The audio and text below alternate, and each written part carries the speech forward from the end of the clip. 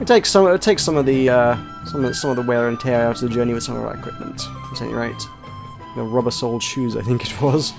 And we boarded the Reina Cristina, a Spanish Torres Cuervado type airship. Its gondola shaped to resemble one of the infamous Spanish galleons of previous centuries, and was richly outfitted with Philippine hardwood furniture, Fijian silk curtains, and lacquered ornamental automata imported from China. My cabin resembled a fashionable salon more than an airship berth. Monsieur Fogg looked a little pale and unwell, but I reasoned he would quickly improve now that we were away from the disease-ridden city of Manila. And we shall attend to him. A shined pair of shoes. Excellent. Our journey to Honolulu would take 4 days. The airship would refuel and go on without us. From there, we had other plans. We've passed the 40-day mark. That's just been and gone without any kind of note. Greetings, first mates. Passepartout, the journey treats you well. I ask you about Honolulu. They say Kamehameha the Third is a devout Christian. From Honolulu, can we get to San Pedro? Now you listen to me. Somebody will pay well for handheld mirrors from San Pedro. Yeah, that's not what I wanted to know.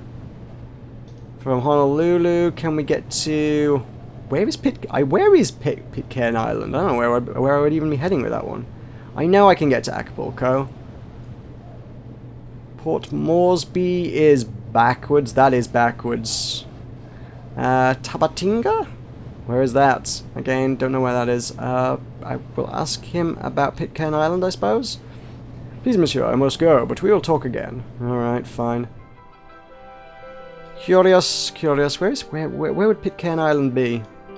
There are people going around this bit of things? I don't know if that's anywhere. Oh, Pitcairn. Oh, down here. Oh, okay. There's a little stop-off point right smack bang in the middle of the Pacific. Nowhere near anything. Interesting.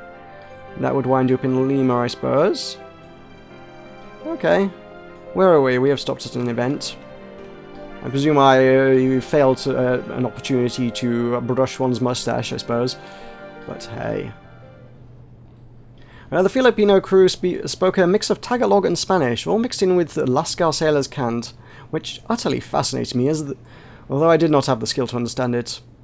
Don't bother trying to learn it, the captain remarked in elegant Spanish.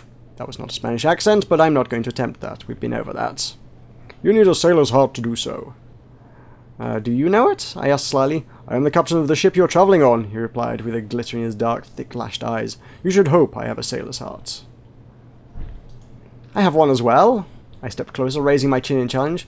To my surprise, the captain laughed warmly. Truly, he said, I meet the most remarkable people as a captain of an airship. Monsieur Fogg looked shivering and weak. There was definitely something amiss.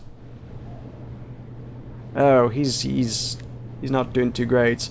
I will attend to you, I suppose, is what that is. We've got a bottle of medicine. Is it just some sort of curative elixir, some sort of cure-all? Just snake oil, that'd be good. Snake oil's good for you, right? So I hear. A portrait of King Amadeo I hung in one of the relatively unused corridors of Gondola, which I was exploring in the hope of finding a secret or two. And indeed, I stumbled across a small room set with a crucifix and an altar. Clearly, someone aboard was, literally, a closet Christian. Over dinner, the captain told me about Honolulu, where we would stop on the morrow. If I believed his telling, it was a giddy paradise that could barely be real. Monsieur Fogg's condition appeared to be growing worse. As we settled down for the night, Monsieur Fogg remarked, We have gained ourselves a day, Passepartout. We have crossed the date line. My master was, of course, correct. We had reached the point directly opposite Greenwich, where the hours we had lost in travelling around the Earth were added back. A whole extra day. I don't know what... Oh, God. I don't know what to do about Fogg, other than keep trimming his brow. That's all I can do. That's all I know to do. We arrived into Honolulu Bay in good time, and the crew landed us, then deflated the envelope to refill it.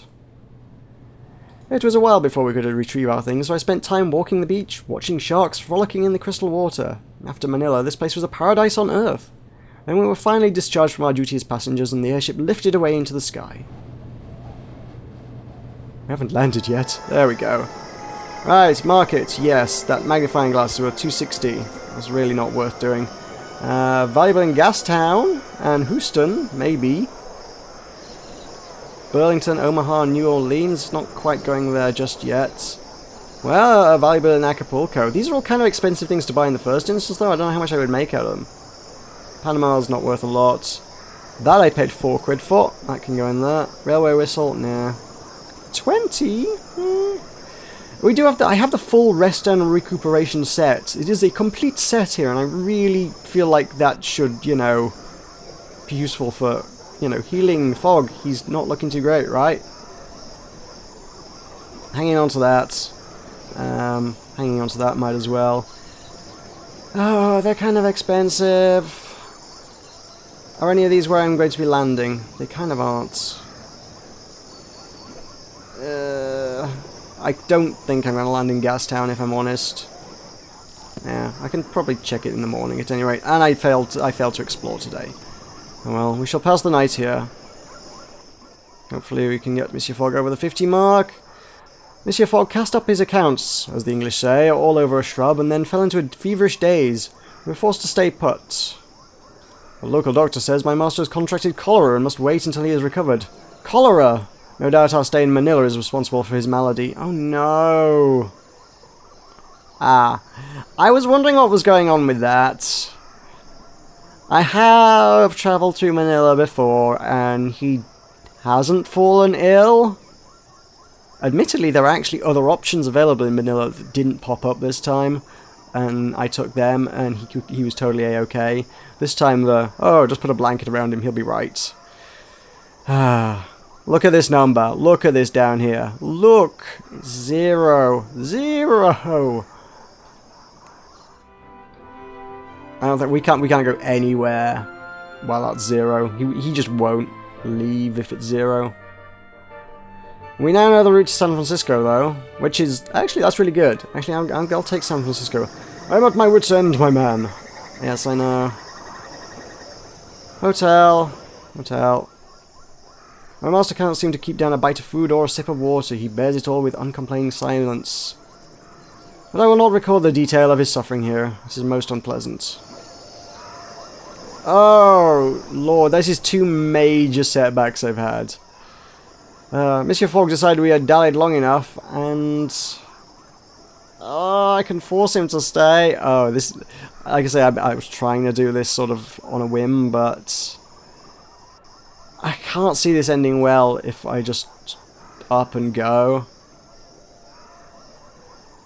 But we have dallied long enough. I could not agree more. Last it was not 5 minutes before he had to make a dash to the conveniences. How long will this last? Moors with the setbacks. Always! I spent the morning coaxing my master to drink a sip of water, and then another. I am not a child, Passepartout, he says sternly, but then drinks meekly. I do not dare to hope, but there is a little colour in his cheeks. Ugh. Well, I suppose there's worse places to be stranded than Hawaii. Monsieur Fogg's fever broke this morning. I could almost embrace him. Thank you for your attending, Passepartout, he said, simply adjusting his cravat. Now, it is past time we left this place. Don't you agree? I do. Let us depart. Let us go. Let us go. I can't even go today. To depart tomorrow. Yes.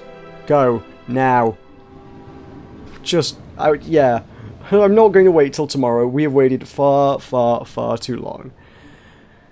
The battle with keeping Monsieur Fogg's health up is going to be a difficult one now, because he's so very, very low. We boarded a steam barge from Honolulu to San Francisco. The scent of ripe bananas pervaded every plank of decking and bulkhead, a sweet and deliciously rotting odour which I rather became accustomed to on the voyage, much to the detriment of my keen sense of smell. Numbers go up, please. Please, make numbers go up. They're going to go down again, because I don't think a banana boat is probably the most comfortable way to travel, but hey. Ah, I huffed, attempting to convince my mouth that I ate fried kippers and potatoes at breakfast. Everything smells of bananas. Monsieur Fogg replied that he could not smell a thing, which I took to be his queerly English sense of humour at work.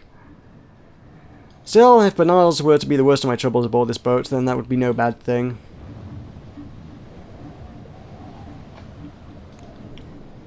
Actually, the journey seems to be not too badly taking its toll on Fogg. He's actually doing okay. I woke in the middle of the night, convinced that someone was in the cabin with me. I stayed very still and listened. There was a long, wave-lapped silence until I heard distinctly a dragging shuffle. I opened my eyes and looked up, my heart beating impossibly loud in my chest. In the darkness I saw the sheen of a pair of eyes gazing vacantly into the distance. "Monsieur Fogg!" I cried, and my midnight visitor blinked and straightened and looked about my cabin in genteel surprise. "What," he said calmly, pulling his dressing gown closed, "am I doing in your cabin, Passepartout?" "You would know better than I, monsieur!" I exclaimed passionately, rather upturned by his sudden appearance. He took a sharp breath. "It seems I have been sleepwalking," he said, his voice almost tremulous. "I have not done so since I was a child. Please accept my apologies." I let him take his leave, though he seemed strangely agitated. I pulled a thin blanket over my body and settled back into bed, hoping to find my way towards sleep before dawn. Oh, I should have asked him to stay. He wanted company. He didn't seem like the sort of person that would take well to being like, "Hey, do you just want to hang out in my bedroom in the middle of the night on a boat in the middle of the ocean?" He seemed like the, he's Phileas Fogg. He's not the kind of guy who like, "Okay, yeah, let's just chill." Okay. I shall attend to him further. Captain Kalani was a heavily pregnant Hawaiian woman who found Monsieur Fogg's English accent a source of great mirth. "Say something else," she demanded at breakfast. "Please, Mr. Fogg." I distracted her with some idle talk, and my master cast me a grateful look. All in a day's work for a valet of my unimpeachable caliber. That makes up for last night, I think. Let's find where we're going. Well, we've got the train timetables. I guess we kind of know where we're going for the most part. Passepartout, take my arm a moment.